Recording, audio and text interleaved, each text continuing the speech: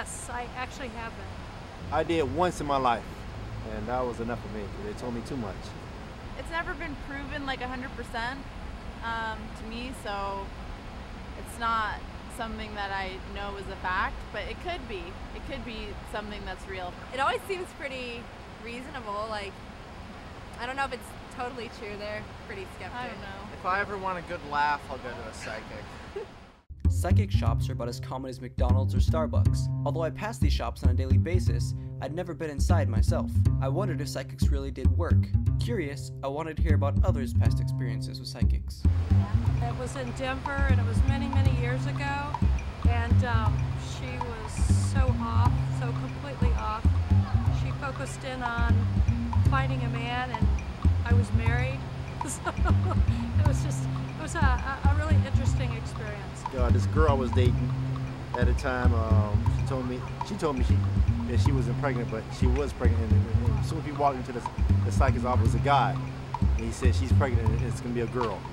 And I thought the guy was crazy, but sure enough, 9 months later, it was a girl.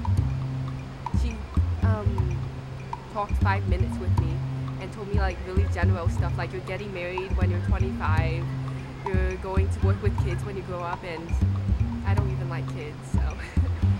Yeah, it's not something I take that seriously. Maybe I should, though. Maybe I just don't know enough about it.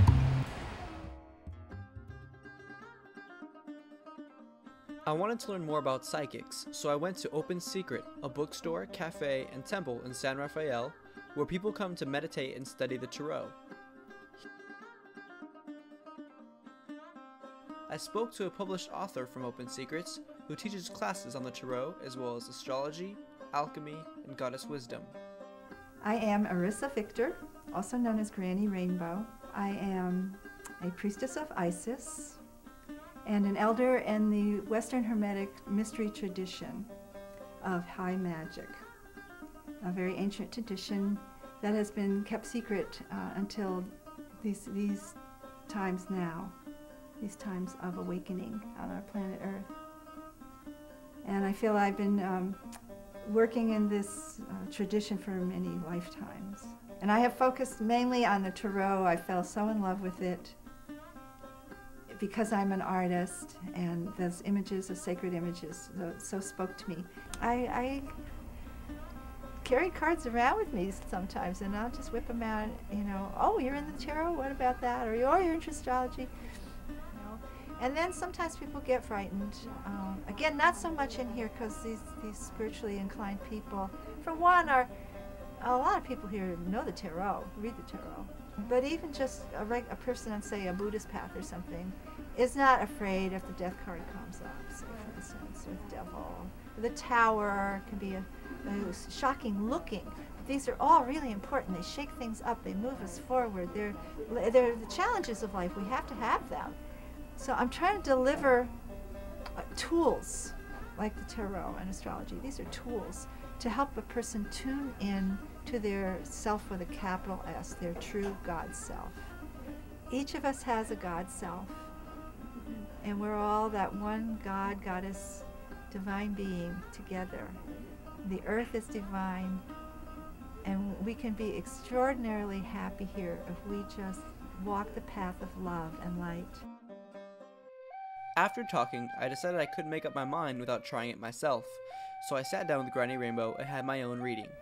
So the person prays while they shuffle. They can tell me something or not when they come in. You know, I could say, is there anything I need to know?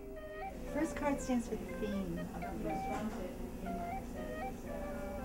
Nine of Swords. Swords represent air, which is thinking.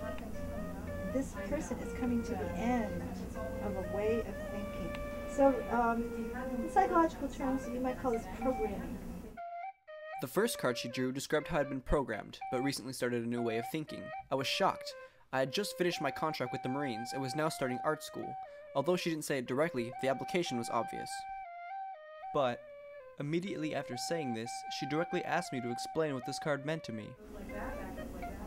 So, do you feel that you're at some kind of stage in your life, a point in your life, a shift, an awakening? I just started college. After an awkward silence, she asked again.